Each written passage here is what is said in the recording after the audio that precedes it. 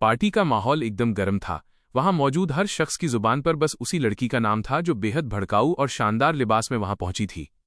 वो इतनी अलग और बला की खूबसूरत लग रही थी कि किसी के लिए भी अपनी पलकें झपकाना मुश्किल हो रहा था। हर तरफ से खुद पर उठती हुई नजरों को महसूस करके उसने अपनी तीखी निगाहें उन लोगों पर जमा दीं जो लगातार उसके पहनावे पर फप्तियां कस रहे थे। अचानक वो बड़े आत्मविश्वास के साथ उस आदमी के पास जाकर रुक गई जो सबसे ज्यादा शोर मचा रहा था, और उसे अपनी तेज नजरों से घूरने लगी। इससे पहले कि वो डरा हुआ आदमी कुछ समझ पाता, उस लड़की ने अपने हाथ में पकड़े हुए पंखे को हवा में लहराया। उसके हाव भाव साफ बता रहे थे कि वो इस तरह की बदतमीजी बिल्कुल बर्दाश्त नहीं करेगी। बिना एक पल की देरी किए उसने उस पंखे से उस आदमी के सिर के पीछे जोरदार वार किया। वार इतना सटीक था कि उस आदमी का विग उड़कर दूर जा गिरा और उसके असली बाल बिखर गए। लड़की की आंखों में उस शख्स के लिए दया की एक बूंद भी नहीं थी जो अभी अभी उसके गुस्से का शिकार बना था। जमीन पर गिरा हुआ विग देखकर वहां सन्नाटा छा गया। लोग सदमे और डर के मारे पीछे हट गए। वो आदमी शर्म से पानी पानी हो गया और हकलाते हुए पूछने लगा कि तुमने ऐसा क्यों किया, पर वो लड़की ऐसे खड़ी थी जैसे कुछ हुआ ही न हो। उसने बड़ी मासूमियत से कहा कि उसका हाथ गलती से फिसल गया था। ये सुनकर वहां खड़ी एक औरत को इतना गहरा सदमा लगा कि वो बेहोश होकर वहीं गिर पड़ी। लड़की ने बड़ी चालाकी से बहाना बनाया कि उस आदमी का चेहरा बहुत तैलीय था, इसलिए उसने अपना रुमाल उसे साफ करने के लिए दिया था। लेकिन सच तो ये था कि उसे उस आदमी से पुरानी नफरत थी, क्योंकि वो जानती थी कि उस शख्स ने कितने घिनौने काम किए हैं। वो वहां से हट तो गई, लेकिन अपने पीछे लोगों की फुसफुसाहट साफ सुन सकती थी जो हैरान होकर पूछ रहे थे कि इसे दावत किसने दी। हाथ में ड्रिंक थामे उसे बखूबी पता था कि ये सब लोग बस उसकी ताकत और रुतबे से जलते हैं, क्योंकि वो ड्यूक सीमोर की बेटी है। डेबोरा ने अपने घमंड और बेबाक अंदाज से सबको शर्मिंदा कर दिया था। तभी एक विस्काउंटेस हिम्मत करके उसके पास आई, जिसे लगा कि उसे डेबोरा को टोकना चाहिए। डेबोरा ने उसके साथ खेलने का फैसला किया और अपना पंखा धीरे धीरे हिलाते हुए सीधा उसकी आंखों में देखा और रोबदार आवाज में कहा कि मैं सुन रही हूं। बदकिस्मती से डेबोरा का वो खौफनाक आत्मविश्वास देखकर विस्काउंटेस के पसीने छूट गए और रही सही हिम्मत भी जवाब दे गई। वह घबराकर वहां से यह कहते हुए भाग खड़ी हुई कि तुम्हें इतना नहीं पीना चाहिए। जैसे ही वो गई, डेबोरा ने अपना चेहरा पंखे के पीछे छुपा लिया और वहीं जम गई। उसे खुद समझ नहीं आ रहा था कि अचानक उसका दिल इतनी जोर से क्यों धड़कने लगा और वो इतनी नर्वस क्यों हो गई। अफवाहों के बिल्कुल उलट वो लड़की अंदर से बेहद डरपोक और संवेदनशील थी। अपने बिखरे हुए आत्मविश्वास को समेटकर उसने फैसला किया कि अब वो दुनिया के लिए एक शैतान बनेगी और अपनी सारी अच्छाई और डर को हमेशा के लिए दफन कर देगी। असल हकीकत ये थी कि उस कहानी की मुख्य नायिका के शरीर में जो लड़की थी वो अपनी पिछली जिंदगी में हद से ज्यादा भोली थी। वो इतनी सीधी थी कि आसानी से लोगों की मीठी बातों में आ जाती थी। उसे याद आया कि कैसे एक बार उसके दोस्त के नाम पर किसी धोखेबाज ने उससे पैसे मांगे थे और उसने बिना सवाल किए तुरंत भरोसा कर लिया था। वो एक ऐसी नेक दिल लड़की थी जो अपना सब कुछ लुटाकर सबकी मदद करती थी, लेकिन बदले में कोई उसके आंसू पोंछने वाला नहीं था। सब बस उसका फायदा उठाते थे। उसकी पिछली जिंदगी दर्द से भरी थी। उसके क्लासमेट्स ने उसे फिर से फंसा दिया था, जिसकी वजह से उसे रात भर लाइब्रेरी में बैठकर प्रोजेक्ट खत्म करना पड़ा। जब वो लाइब्रेरी से निकली तो भूख और थकान से उसका बुरा हाल था। उसके बैंक अकाउंट में पैसे भी नाम मात्र के थे, क्योंकि उसने अपनी आदत के मुताबिक किसी की मदद कर दी थी। एक सुनसान गली से गुजरते वक्त उसके कानों में आगे चल रहे दो लड़कों की आवाज पड़ी जो नए जूतों के बारे में बात कर रहे थे। उसकी रूह कांप गई जब उसने पहचाना कि ये वही लड़का है जिसने फ्यूनरल के लिए उससे पैसे मांगे थे, और अब वो उसी का मजाक उड़ा रहा था कि वो कितनी बेवकूफ है जो मांगने पर तुरंत पैसे भेज देती है। वो लड़की दीवार से सटकर खड़ी हो गई। उसका दिल छलनी हो गया ये सुनकर कि वो लोग उसका मजाक उड़ा रहे हैं। वे हंस रहे थे कि कैसे वो हर हफ्ते फ्यूनरल का बहाना बनाता है और वो पगली कभी मना नहीं करती। अपनी अच्छाई का ऐसा तमाशा बनते हुए वो सुन नहीं सकती थी, लेकिन सदमे के मारे उसके पैर जम गए थे। उसे वो पल याद आया जब एक लड़के ने कहा था कि वो उसे उसकी सादगी और अच्छाई की वजह से पसंद करता है, लेकिन वो सब एक क्रूर झूठ था। यूना अब अपने आंसू नहीं रोक पाई और रोते बिलखते वहां से भाग गई। तभी उसके फोन की घंटी बजी। उसकी माँ का फोन था, जो उसके देर तक बाहर रहने से नाराज थीं। हालचाल पूछने के बजाय माँ ने उसे डांटा कि उसने अपने छोटे भाई को खाना नहीं खिलाया। माँ की ये बातें सुनकर यूना के सब्र का बांध टूट गया और वो चिल्ला पड़ी कि वो अब बच्चा नहीं है, बड़ा हो गया है और अपना खाना खुद खा सकता है। अपना बरसों का गुबार निकालने के बाद उसने बस अपनी माँ की हैरानी भरी आवाज सुनी और फोन काट दिया। उस लड़की के आंसू अब सैलाब बन चुके थे। उसे शिद्दत से एहसास हुआ कि आज तक उसके रिश्तेदार और दोस्त बस उसका इस्तेमाल कर रहे थे, किसी को उसकी परवाह नहीं थी। अंधेरी सड़क के बीच खड़ी यूना अपने ख्यालों और दुख में इतनी गुम थी कि उसे अपनी तरफ आती हुई मौत दिखाई नहीं दी। जब उसने पीछे मुड़कर देखा तब तक बहुत देर हो चुकी थी। आखिरी चीज जो उसकी आंखों ने देखी वो थी मोटरसाइकिल की तेज रोशनी। इस तरह यूना की एक दुखद और बेमतलब मौत हुई और उसकी रूह किसी और के शरीर में चली गई। हैरानी की बात यह थी कि वो एक उपन्यास की दुनिया में पहुंच गई थी। उसे यकीन नहीं हो रहा था कि वो एन्स्लेवमेंट ऑफ द ब्लैक थॉर्न नाम की किताब की विलेन यानी खलनायिका बन चुकी है। जब उसने अपनी आंखें खोली तो वो सन्न रह गई। उसे लगा जैसे उसका पिछला जीवन बस एक बुरा सपना था। वो उस आलीशान कमरे को देखकर दंग रह गई जहां वो लेटी थी। उसे याद था कि उसे मोटरसाइकिल ने टक्कर मारी थी, लेकिन उसे समझ नहीं आ रहा था कि वो जिंदा और ठीक कैसे है। यूना ने तुरंत आईने में खुद को देखा और एक बिल्कुल नया, बेहद खूबसूरत चेहरा पाया। पहले तो वो अपनी खूबसूरती देखकर मंत्रमुग्ध हो गई, लेकिन फिर उसने अपने गालों को नोचना शुरू किया ताकि वो इस सपने से जाग सके, जब तक उसे ये दर्दनाक एहसास नहीं हुआ कि ये सपना नहीं हकीकत है।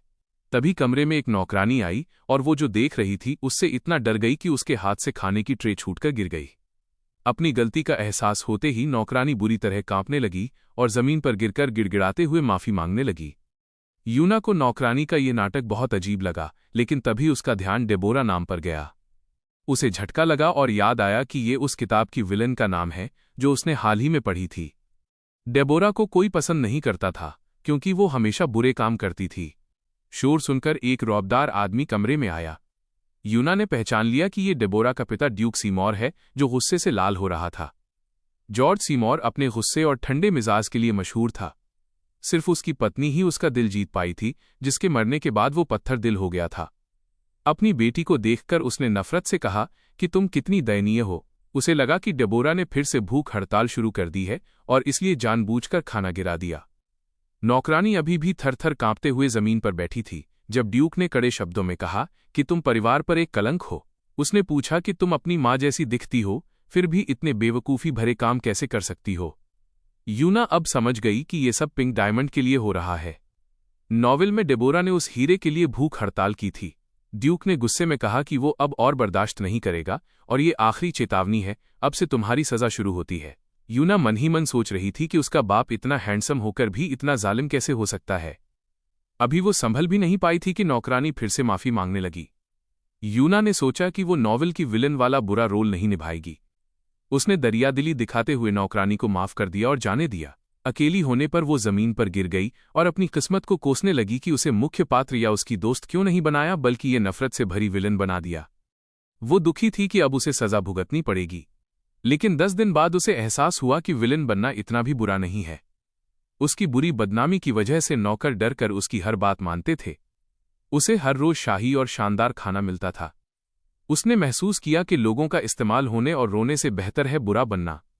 अपनी 24 साल की जिंदगी में पहली बार वो ऐसी ऐश की जिंदगी जी रही थी।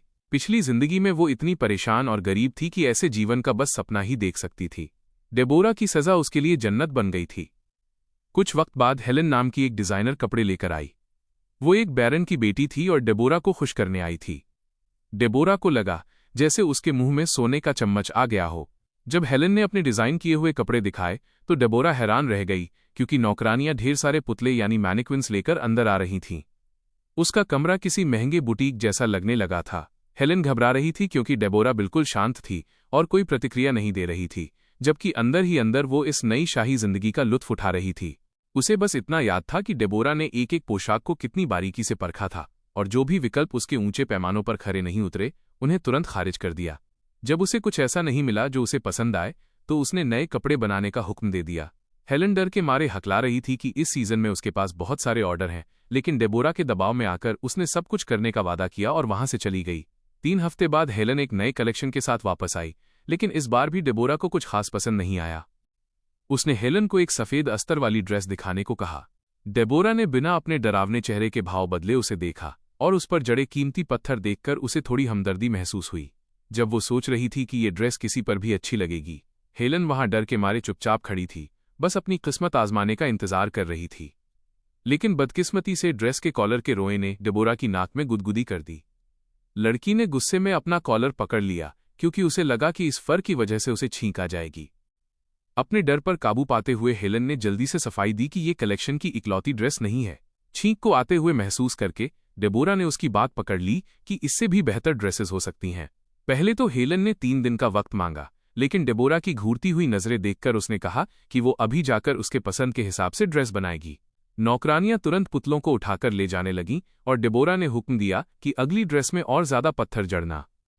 शर्म से लाल होकर डेबोरा ने अकेलेपन में राहत की सांस ली, क्योंकि अब वो अपनी छींक को और नहीं रोक सकती थी। कुछ देर बाद वो फिर से आईने में अपनी खूबसूरती निहारने में व्यस्त हो गई। उसे समझ आ गया था कि इस नायिका का लुक बहुत ही कूल और अलग है। वो खुश थी कि उसे ये चेहरा मिला है। इससे पहले उसका चेहरा बहुत मासूम था, जिसकी वजह से लोग हमेशा उसे कुछ न कुछ बेचने की कोशिश करते थे। इसलिए अब वो खुश थी कि लोग उसके पास आने से डरते हैं। तभी दरवाजे पर हुई दस्तक ने उसे ख्यालों की दुनिया से बाहर खींचा। उसे बताया गया कि ट्यूटर उसका इंतजार कर रहा है। कुछ ही मिनटों में वो महल के बड़े बड़े गलियारों से गुजर रही थी। वो हैरानी से उस ऐशो आराम को देख रही थी, ये सोचते हुए कि इसमें कितना पैसा और मेहनत लगी होगी। ऐसी विलासिता उसने पहले कभी नहीं देखी थी, इसलिए उसे इस जगह पर रहने से बहुत खुशी मिल रही थी। असली डेबोरा की यादें इस्तेमाल करके उसने खुद को तैयार किया कि अगर उसने पढ़ाई नहीं की तो उसे खिड़की से बाहर फेंका जा सकता है।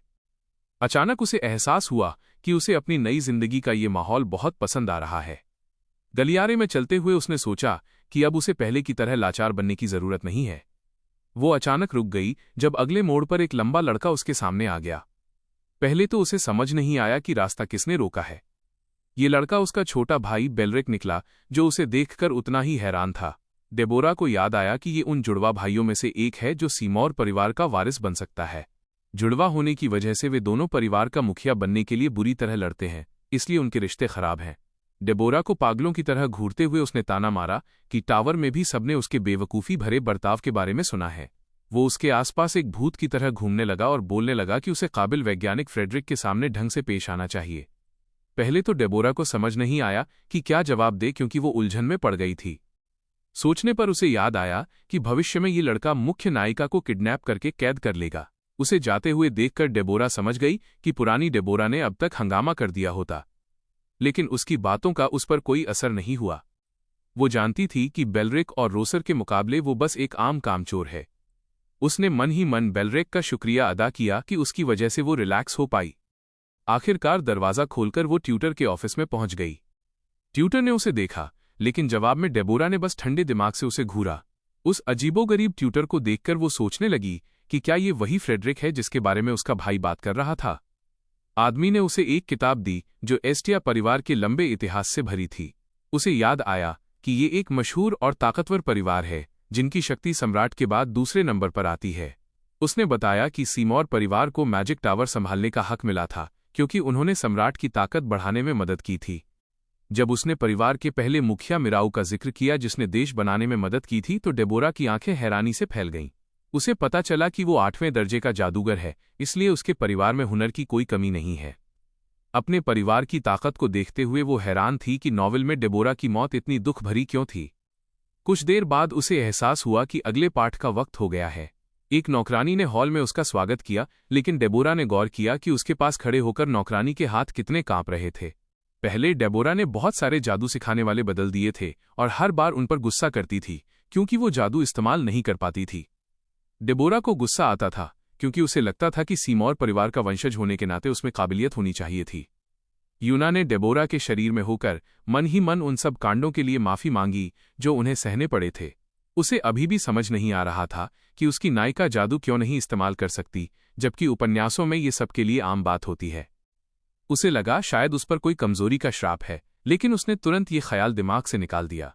मैजिक में फेल होने के बावजूद उसे यकीन था कि इतना खूबसूरत और अमीर होने की वजह से कोई उसका कुछ नहीं बिगाड़ सकता। वहीं दूसरी तरफ टीचर उसके अजीब बर्ताव से और भी डर रहा था। डेबोरा चुपचाप खड़ी थी। एक विलन होने के नाते वो अपनी हीन भावना की वजह से सबको परेशान करती थी। नायिका का चरित्र ऐसा था कि सबको उसके हिसाब से चलना पड़ता था। पढ़ाई के कुछ घंटों बाद वो गर्म पानी के टब में आराम कर रही थी। उसे एहसास हुआ कि शांति से जीने के लिए उसे किसी को परेशान नहीं करना चाहिए। वो दुर्लभ मैक्रून खा रही थी जो अपने बेहतरीन स्वाद के लिए मशहूर थे।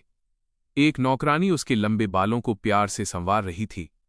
पहले डेबोरा को ये देखभाल अजीब लगती थी, लेकिन अब उसे ये सब बहुत पसंद आ रहा था। वो स्वादिष्ट कुकीज को देखते हुए सोचने लगी, ये समझते हुए कि इस ऐशो आराम वाली जिंदगी को जारी रखने के लिए उसे अपनी किस्मत बदलनी होगी। वो सोचने लगी कि आखिर उसे मठ क्यों भेजा गया था। उसे याद आया कि वो हमेशा मुख्य पात्र को परेशान करती थी, उसे थप्पड़ मारती थी, उसके ड्रिंक में गंदगी मिलाती थी और उसके बाल खींचती थी। लेकिन ये सबसे बुरा नहीं था। जल्द ही उसने वो काम किया जो आखिरी गलती साबित हुआ। डेबोरा का कोर्ट मार्शल तब हुआ जब पता चला कि उसने एक शापित गुड़िया बनाई थी।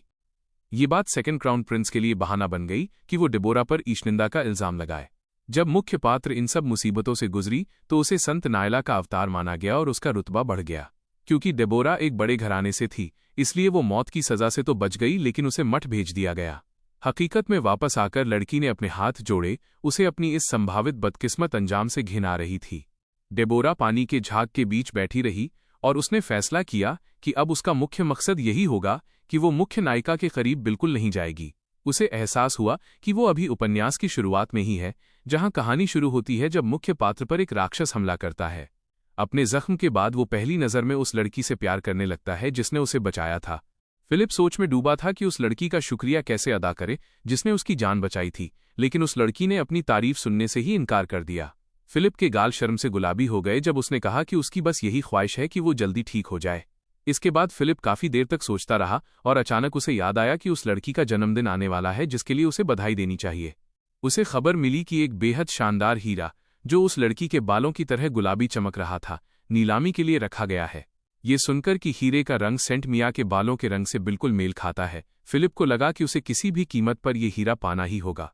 ये गुलाबी हीरा ही सारी मुसीबतों की जड़ बन गया, क्योंकि डेबोरा, जिसके पास इतने पैसे नहीं थे, वो भी इसे पाने का सपना देख रही थी। मिया को कुछ नहीं पता था और वो फिलिप से ऐसा तोहफा पाकर बेहद खुश थी, जिसे वो हमेशा अपने गले में पहने रखती थी। उसकी ये खुशी तब तक बनी रही जब तक अकादमी में उसका सामना गुस्से से भरी डेबोरा से नहीं हो गया। डेबोरा ने बिना किसी शर्म के सबके सामने उस गहने की तरफ हाथ बढ़ाया। उसकी इस नफरत की वजह यह भी थी कि वो बचपन से फिलिप से प्यार करती थी, जो अब मिया का हो चुका था। छत को शांति से देखते हुए डेबोरा ने उन चीजों की लिस्ट बनाई जो उसे बिल्कुल नहीं करनी चाहिए। उसे एहसास हुआ कि उसकी पिछली जिंदगी में रहना ज्यादा मुश्किल था। वो पूरे इरादे के साथ खड़ी हुई और वहां से जाने लगी, जबकि नौकरानियां चिल्ला रही थीं कि वो अभी तक सूखी नहीं है और बीमार पड़ सकती है। लड़की ने फैसला किया कि वो अब खुश रहेगी और कभी हार नहीं मानेगी, इसलिए सबसे पहले उसे अपने पिता से निपटना था। देर शाम एक मशहूर आदमी अपने ऑफिस में आया और उस क्रिस्टल की खुलेआम तारीफ करने लगा जो उसे मिला था। रोशनी में चमकते हुए क्रिस्टल को देखकर वो बेहद खुश था कि आखिरकार उसका ये काम पूरा हो गया। एक बेहद शानदार नीला हीरा उसकी उंगलियों में थमा हुआ था, जो अपने सारे पहलू दिखा रहा था। अचानक एक लड़का उसके पीछे आया और बोला कि बाजार में इस पत्थर के बहुत अच्छे दाम मिलने चाहिए। आदमी मुस्कुराते हुए अपने साथी की तरफ मुड़ा और पूछा कि क्या उसे सच में ऐसा लगता है। लड़के ने कहा कि वो सच बोल रहा है, हालांकि पहले उसे वो हीरा कुछ खास नहीं लगा था। इस हीरे को बनाने वाला, जिसे मास्टर कहा जाता था, वही था जिसने फिलिप मॉन्टेस के प्यार के बारे में जानकर गुलाबी हीरा बनाया था। उसकी इस अनोखी रचना ने अमीर लोगों के बीच हलचल मचा दी थी और सब लोग उसके अजीब रंग से हैरान थे। डेबोरा ने भी अमीरों की तारीफें सुनी कि फिलिप वो हीरा अपने प्यार को देने वाला है। अपनी चिढ़ को पंखे के पीछे छुपाते हुए उसने फिर से पूछा कि क्या वो लोग उसी गुलाबी हीरे की बात कर रहे हैं। लड़का खुश था कि अमीरों के बीच इस हीरे को पाने की होड़ लगी हुई है, जिससे उनका फायदा हो रहा है। ये सब मास्टर का प्लान था ताकि वो अमीर बन सके। उसने गिल्ड के डिप्टी हेड से पूछा कि वो इस बारे में क्या सोचते हैं। उसे याद आया कि ड्यूक काफी वक्त से डेबोरा के लिए ज्यादा दोस्ताना नहीं रहे हैं। इस बात का असर तब हुआ जब ड्यूक ने डेबोरा को सजा दी, क्योंकि वो किसी भी तरह वो हीरा पाना चाहती थी। उसने पास आते हुए जानवर को प्यार से सहलाया, जब उसके साथी ने कहा कि वो उससे बिल्कुल सहमत है। जानवर को देखकर मुस्कुराते हुए उसने मन ही मन सोचा कि डेबोरा को वो हीरा नहीं मिलेगा। वहीं दूसरी तरफ ड्यूक अपने कागजों में पूरी तरह डूबा हुआ था और काम निपटाने की कोशिश कर रहा था। वो थोड़ा परेशान हो गया, क्योंकि डेबोरा इतनी शांत थी, जो कि उसके पहले के भड़काऊ स्वभाव से बिल्कुल अलग था। जॉर्ज वहीं रुक गया और सोचने लगा कि क्या वो कोई नई चाल चल रही है। आदमी को याद आया कि वो भूख हड़ताल करने के लिए भी तैयार थी, और जितना वो इस बारे में सोचता उतना ही उसे बुरा लगता।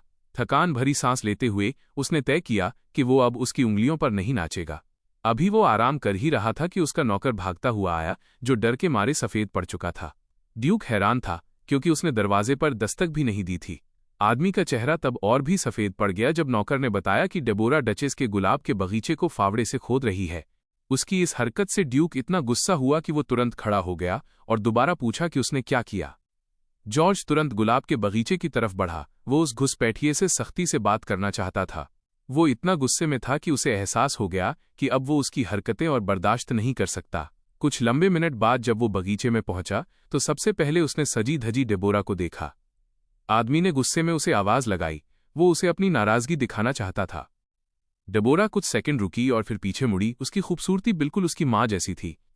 जॉर्ज सीमोर ये देखकर दंग रह गया कि वो उस पल बिल्कुल अपनी माँ जैसी लग रही थी। उसके दिमाग में तुरंत वो यादें आ गईं जब उसकी पत्नी डेबोरा को गोद में लिए उसका स्वागत करती थी।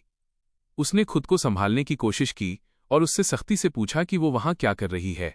नाजुक गुलाब की पंखुड़ियों को छूते हुए उसने शांत मुस्कान के साथ कहा कि वो बस टहल रही थी और गुलाबों को देख रही थी।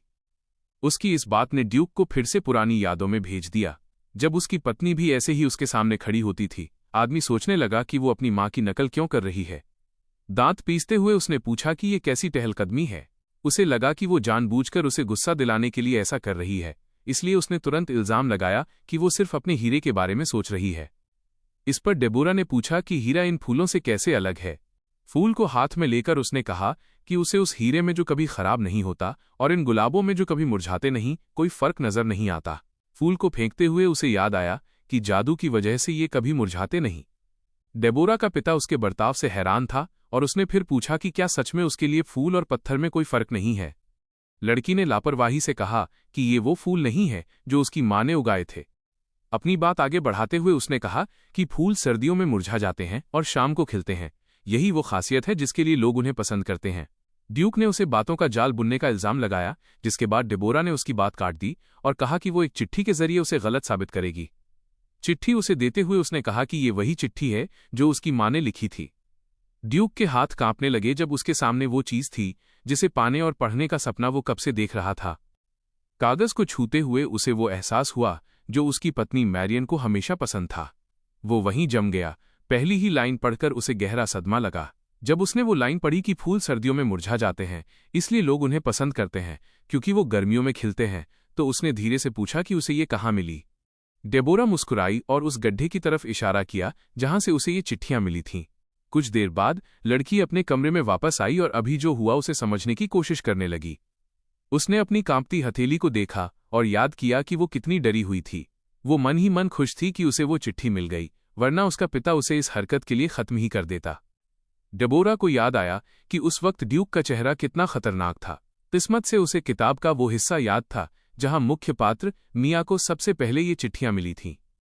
उस वक्त मिया को सीमोर जुड़वा भाइयों ने किडनैप कर लिया था और रोसर उसे रोज गार्डन ले गया था। वो उसे मनाने की कोशिश कर रहा था कि वो उसके साथ रहे और वादा कर रहा था कि वो उसे सारे गहने और ये बगीचा दे देगा। गुस्से में आकर उसने मिया को घास पर फेंक दिया और पूछा कि क्या वो जानबूझकर उसे उकसा रही है। मिया के लिए अच्छी बात यह हुई कि उसे घास में छुपा हुआ एक छोटा संदूक दिख गया। उस रात मिया ने वो संदूक खोदा जिसमें डचेस की ढेर सारी चिट्ठियां थीं जो उसने अपने परिवार के लिए लिखी थीं। फिर वो ड्यूक के पास गई और अपनी आज़ादी के बदले वो संदूक दे दिया और उन पागल जुड़वा भाइयों से बच निकली। डेबोरा सोच रही थी कि क्या उसकी इस हरकत से कहानी पर असर पड़ेगा, क्योंकि किताब में इस संदूक का रोल बहुत जरूरी था। उसने मन ही मन मिया से माफी मांगी और वादा किया कि भविष्य में वो उसे जुड़वा भाइयों से बचाएगी। लड़की को कुछ अजीब भी लगा, क्योंकि किताब में लिखा था कि मिया ने चिट्ठियां खो दी थीं। अपनी माँ की पर्सनल डायरी मिलने के बाद डेबोरा को समझ नहीं आया कि मुख्य पात्र ने उसका इस्तेमाल क्यों नहीं किया। लंबे गलियारों में घूमते हुए उसे अभी भी इस सवाल का जवाब नहीं मिल रहा था। धीरे चलते हुए लड़की को देखकर गलियारे में एक आदमी ने उसे आवाज लगाई। वो डेबोरा का असिस्टेंट निकला, जो परेशान था कि सब कुछ ठीक है या नहीं। धीरे से मुड़कर उसने कहा कि सब ठीक है, लेकिन उसे उससे कुछ पूछना है। दिन ढल गया और शाम हो गई, लेकिन ड्यूक अभी भी अपनी पत्नी के शब्दों में खोया हुआ था। वो धीरे धीरे उसका वो दुख भरा किस्सा पढ़ रहा था जहां उसने लिखा था कि सर्दियों में उजाड़ बगीचे को देखकर उसे एहसास हुआ कि फूल कितने खूबसूरत होते हैं। आदमी को याद आया कि कैसे उसने तुरंत गुलाब के बगीचे पर जादू कर दिया था ताकि वो फूल कभी न मुरझाएं। बगीचे में खड़े होकर उसे एहसास हुआ कि अगर बगीचे पर जादू न होता और फूल मुरझा जाते तो उसे वो चिट्ठियां बहुत पहले मिल गई होती। वो खिड़की से बाहर देखते हुए गहरी सोच में पाई पी रहा था। अभी भी इस ख्याल से उबरने की कोशिश कर रहा था कि उसे वो चिट्ठियां पहले पढ़ लेनी चाहिए थीं। अंदर आने की इजाजत देने पर उसने देखा कि डेबोरा ट्रे लेकर कमरे में आ रही है। अभी भी उसकी पिछली हरकत से हैरान ड्यूक ने बस एक नज़र से अपनी नाराजगी दिखा दी। उसकी घूरती नज़रों को महसूस करके डेबोरा ने कहा कि वो बस उसे चेक करने आई है, क्योंकि आजकल वो बिल्कुल आराम नहीं कर रहा। खिड़की के पास खड़े उस गंभीर आदमी को देखकर डेबोरा सोचने लगी कि वो कितना अच्छा लग रहा है। एक अजीब मुस्कान के साथ ड्यूक ने पूछा कि वो कब से उसकी इतनी चिंता करने लगी। लड़की उसे मंत्रमुग्ध होकर देख रही थी, अभी भी इस ख्याल से बाहर नहीं आ पाई थी कि वो कितना कूल है। जब डेबोरा चुप हो गई तो जॉर्ज घबरा गया और पूछा कि वो ऐसे क्यों देख रही है। जब उसने उसे बैठने का हुक्म दिया तो डेबोरा की आंखें हैरानी से फैल गईं, क्योंकि उसे लग रहा था कि वो उसे भगा देगा। कुछ ही मिनट बाद टेबल पर डेसर्ट सज गए थे। यह देखकर कि लड़की को थोड़ी बहुत कृपा मिल गई है, परेशान असिस्टेंट ने उन्हें अकेला छोड़ने का फैसला किया। डेबोरा भी समझ गई कि यहां से चले जाना बेहतर होगा, क्योंकि इस वक्त ड्यूक बहुत थका हुआ था। माहौल को थोड़ा हल्का करने के लिए उसने बनाया हुआ डिश आगे बढ़ाया और खाने की पेशकश की। ड्यूक डेजर्ट को घूरने लगा जब डेबोरा ने कहा कि ये उनके इलाके का सबसे मशहूर लेमन पाई है। डेबोरा को याद था कि उसके पिता को मीठा पसंद नहीं है, लेकिन मां की डायरी में लिखा था कि डेट के दौरान वो हमेशा पाई ही खाते थे। कप को तश्तरी पर रखते हुए उसने ठंडे लहजे में कहा कि वो आमतौर पर इतनी देर से खाना पसंद नहीं करता। पाई का एक टुकड़ा कांटे में लेकर उसने शांति से कहा कि डेबोरा को ये तमाशा जरूर पसंद आएगा। आखिरकार उसने अपनी बेटी की बात मान ली और लेमन पाई चख लिया। लड़की बेहद उत्साह महसूस कर रही थी, उसके शांत चेहरे को देखकर प्रतिक्रिया का इंतजार कर रही थी। बिना कोई कमेंट किए जॉर्ज ने कांटा नीचे रख दिया और पूछा कि उसके आने की असली वजह क्या है। उसकी नज़रों में संजीदगी थी जब उसने सीधा पूछा कि क्या वो चिट्ठी के बदले कुछ चाहती है। डेबोरा परेशानी में अपने पिता को देखने लगी जब उसने कहा कि भले ही उसकी खोज अनमोल है, लेकिन वो उसकी बात नहीं मानेगा। ठंडे शब्दों से उसे चुभाते हुए उसने कहा कि अगर वो गुलाबी हीरे के लिए आई है तो उसे चले जाना चाहिए। उनके बीच एक तनाव भरी खामोशी छा गई और उसने कहा कि वो एक ही बात 2 बार नहीं दोहराएगा। अपने आप को शांत रखने की कोशिश करते हुए लड़की मुस्कुराई और कहा कि वो उससे कुछ मांगने नहीं आई है। फिर उसने टेबल पर एक लिफाफा रखा और कहा कि वो उसे कुछ देना चाहती है। बैंगनी लिफाफा लेते हुए उसने पूछा कि क्या वहां सच में 1 से ज्यादा चिट्ठियां हैं। ये समझकर कि वो चिट्ठियों की सही गिनती नहीं बताना चाहती, उसका चेहरा गुस्से से घूम गया, क्योंकि उसे लगा कि वो हीरे को लालच से पाना चाहती है। जॉर्ज के गुस्से को महसूस करके उसने कहा कि उसका ये मतलब नहीं था और वो उसे चिट्ठियां धीरे धीरे देगी। ड्यूक ने चिढ़कर चिट्ठी को देखा जब डेबोरा ने कहा कि अगर वो सारी चिट्ठियां एक साथ पढ़ लेगा तो ये शर्म की बात होगी। लड़की को एहसास हो गया कि अब उसे चले जाना चाहिए, इसलिए वो जल्दी से खड़ी हुई और कहा कि वो अपने कमरे में जा रही है। हैरानी की बात यह थी कि ड्यूक ने कहा कि वो काम से थक गया है और उसे टहलने जाना है। जल्दी से ऑफिस से निकलते हुए आदमी ने उसे अपने पीछे आने पर मजबूर कर दिया। ड्यूक ने कहा कि जो चाय वो लाई है वो बहुत कड़क है, इसलिए अगली बार उसे कोको या हल्की चाय लानी चाहिए। जब वो अपने पीछे दरवाजा बंद कर रही थी, डेबोरा का ध्यान तुरंत उसकी बात पर गया, जिसमें उसने दबे लफ्जों में कहा था कि वो उसे दोबारा देखना चाहता है। लड़की हैरान होकर उसकी पीठ को देखने लगी जब उसने बड़ी आसानी से उसे और मिलने का न्योता दे दिया। कुछ देर बाद वे फिर मिले, उन चिट्ठियों की वजह से जो मर चुकी मैरियन ने लिखी थीं। जॉर्ज मुस्कुराते हुए नई चिट्ठी पढ़ रहा था जो उसके नाम थी। डेबोरा चुपचाप उसका चेहरा देख रही थी और साथ ही स्वादिष्ट खाने का लुत्फ उठा रही थी।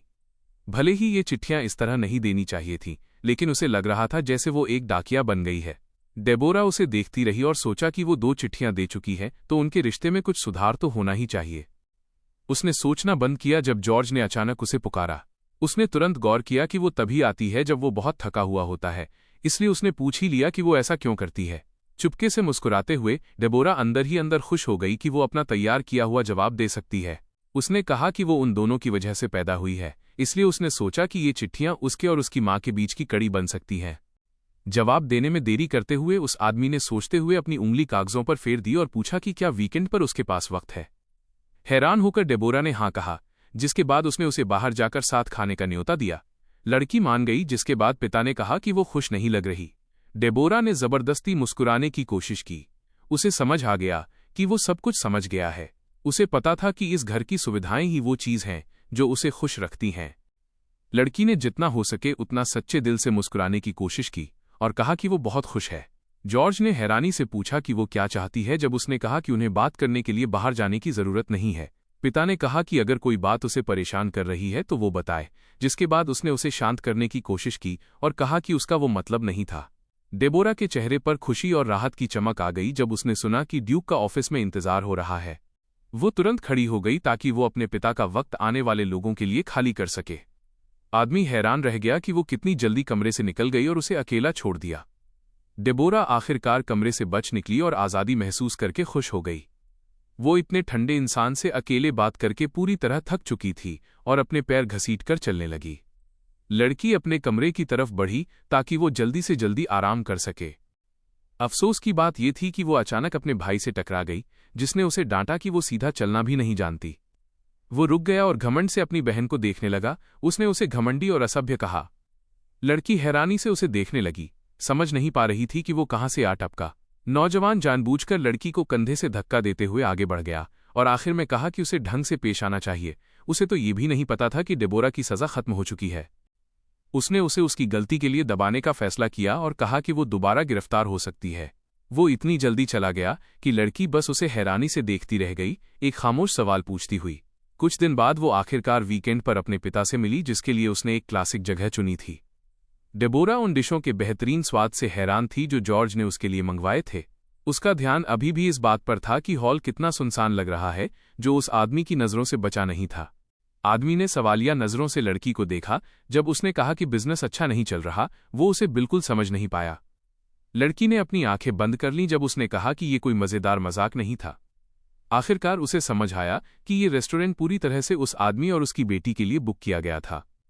गिलास में शराब को देखते हुए जॉर्ज ने सीधा पूछा कि क्या आज वो चिट्ठी लाई है। उसने ईमानदारी से बताया कि जब से उसने चिट्ठियां देना शुरू किया है, वो हर रोज खुशी और उम्मीद महसूस करने लगा है। लड़की ने मुस्कुराते हुए उसके अनुमान की पुष्टि की कि वो यही चाहती थी। आदमी ने हैरानी से उसे देखा जब उसने थोड़ा वक्त मांगा ताकि वो आज चिट्ठी अलग तरीके से दे सके। उसकी बात मानते हुए जॉर्ज ने अपना कांटा नीचे रख दिया, जिससे वो यकीन कर पाई कि अब उसके बच्चे उसकी पहली प्राथमिकता हैं। वो हर रोज कड़ी मेहनत करता है और उसके बेटे इतने ध्यान देने वाले नहीं हैं कि वे नोटिस करें कि वह कितना थका हुआ है। डेबोरा ने देखा कि उसका पिता एक बोरिंग और मुश्किल रूटीन से दबा हुआ है। चिट्ठी को हाथ में पकड़ते हुए लड़की ने सच्चे दिल से मुस्कुराया और उसे आंखें बंद करने को कहा। उसे समझ नहीं आया कि इसकी क्या जरूरत है, लेकिन उसने जल्दी से चेतावनी दी कि आज वो खुद चिट्ठी पढ़ेगी। एक अजीब मुस्कान के साथ उस संजीदा आदमी ने पूछा कि क्या वो ये सारे जज्बात पहुंचाने वाली है। लड़की बेहद हैरान हुई जब उसने पहली बार अपने पिता को मुस्कुराते हुए देखा। वो अभी भी उसकी बात मान रहा था जब उसने फिर से उसे आंखें बंद करके ध्यान लगाने को कहा। जॉर्ज गहरी सोच में डूब गया। उसे एहसास हुआ कि उसने पहले भी ये लाइनें उसके मुंह से सुनी हैं। सुनने के बाद उसने अंदाजा लगाने की कोशिश की कि ये कौन सी रचना का हिस्सा है। खत्म करने के बाद डेबोरा ने पूछा कि उसे कैसा लगा, जिसके बाद उसने जवाब दिया कि मैरियन को ये कविता जरूर पसंद आती। आदमी ने बताया कि उसे ये चिट्ठियां पढ़ना पसंद है, लेकिन उन्हें उसकी आवाज में सुनना और भी अच्छा है। उसे उसका वो रूप याद आया जब वो लाइनें पढ़ रही थीं जो अब वो लांजा शूबर्ट की अपनी पसंदीदा कविता पढ़ रही थी। औरत ने सच्चे दिल से अपने जज्बात बताए और कहा कि अगर आप आंखें बंद करके इसे पढ़ें तो आप सफ़ेद फूलों की खुशबू महसूस कर सकते हैं। आखिरी लाइन के बाद की इस पल वो हमेशा उसे याद करती है। उसे एहसास हुआ कि ये कविता चिट्ठी में नहीं थी।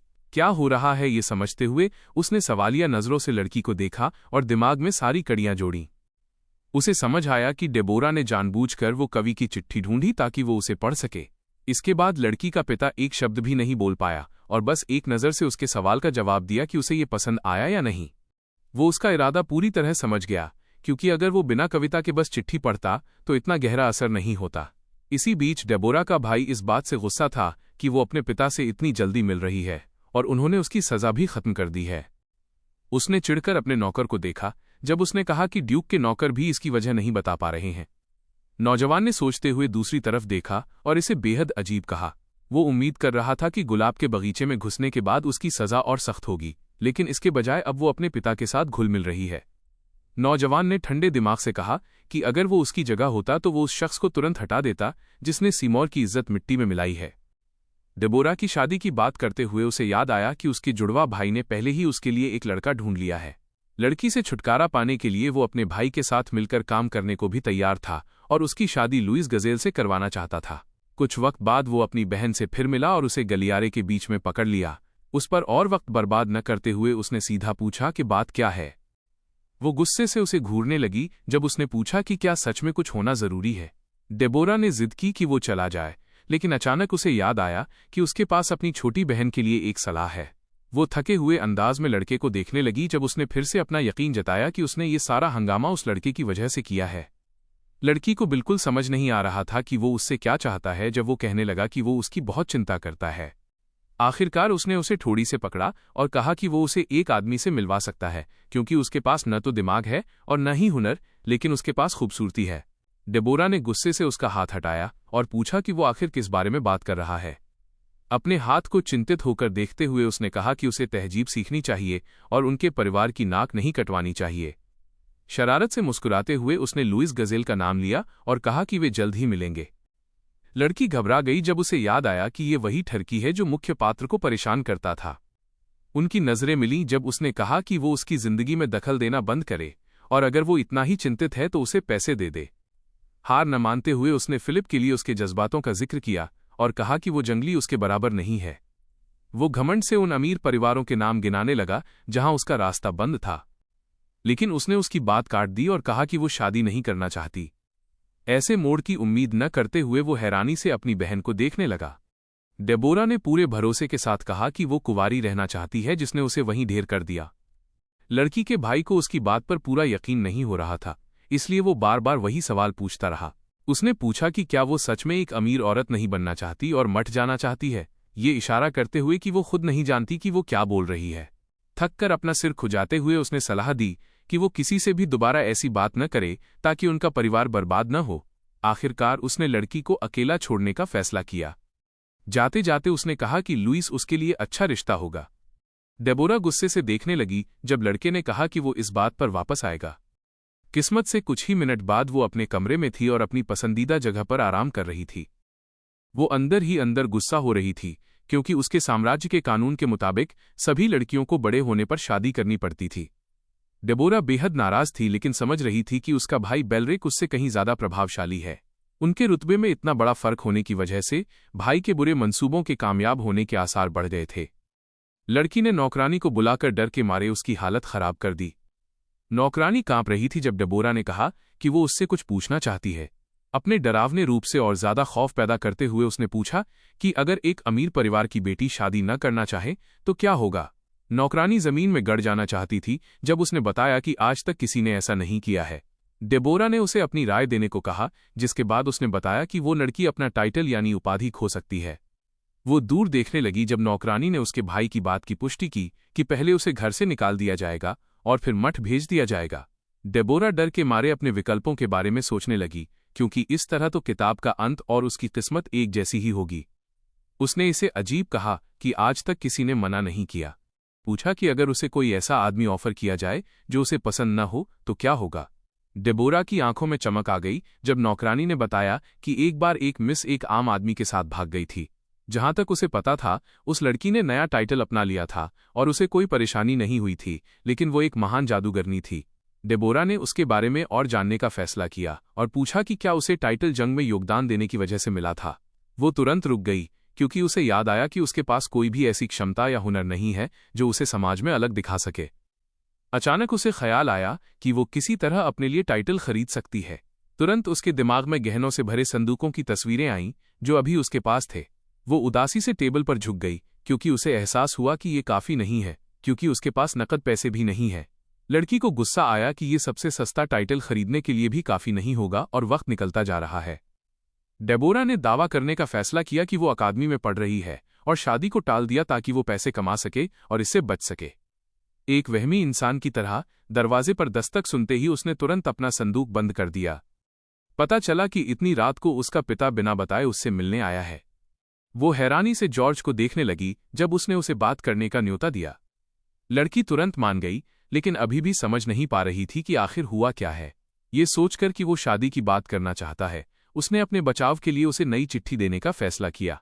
थके हुए अंदाज में आंखें बंद करते हुए जॉर्ज ने कहा कि वो चिट्ठी के लिए नहीं आया है। कमरे में एक अजीब खामोशी छा गई जब उसने कहा कि वो साफ साफ बताए कि वो क्या चाहती है। वो अपने पिता को खाली नजरों से देखने लगी, जिसके बाद उसने कहा कि वो उसे दे देगा। डेबोरा ने कहा कि वो हर बार जब सफेद फूल खिलेंगे और बर्फ गिरेगी तब उसे चिट्ठियां पढ़कर सुनाने के लिए तैयार है। जॉर्ज ने कहा कि वो समझता है कि वो उसके और मैरियन के बीच की कड़ी बनना चाहती है, हालांकि उसके चेहरे से ये पता नहीं चल रहा था। उसने ये भी भरोसा दिलाया कि ये कोई इम्तिहान नहीं है, इसलिए वो जो चाहे मांग सकती है। डेबोरा समझ गई कि उसका पिता उन लोगों में से नहीं है जो हवा में बातें करते हैं और उसे मना करना ठीक नहीं होगा। वो हैरानी से लड़की को देखने लगा जब उसने अपने बिजनेस में निवेश करने को कहा। लड़की ने विनम्रता से कहा कि उसके पास एक बहुत अच्छा आइडिया है। जब उसने पूछा कि क्या वो सच में बिजनेस चलाना चाहती है, ये उस आदमी के लिए सच में एक सरप्राइज था, क्योंकि उसे आखिर तक लगा था कि वो गुलाबी हीरा मांगेगी। ड्यूक ने आखिरकार इस बात को मान लिया। तो अगला सवाल उसने पूछा कि उसे कितने पैसे चाहिए। डेबोरा ने तुरंत एक कागज पर रकम लिखी और अपने पिता को दे दी। आदमी को ये रकम बहुत कम लगी, इसलिए वो हैरान था कि वो इतने में बिजनेस कैसे शुरू करेगी।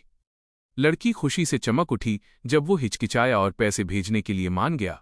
उनकी फायदेमंद मुलाकात आखिरकार खत्म हुई, जिसके बाद ड्यूक कमरे से निकलकर अपने ऑफिस की तरफ बढ़ गया। वो अभी भी सोच रहा था कि उसके दिमाग में ये आइडिया कैसे आया, जबकि उसकी हरकतें हमेशा लापरवाह होती थीं।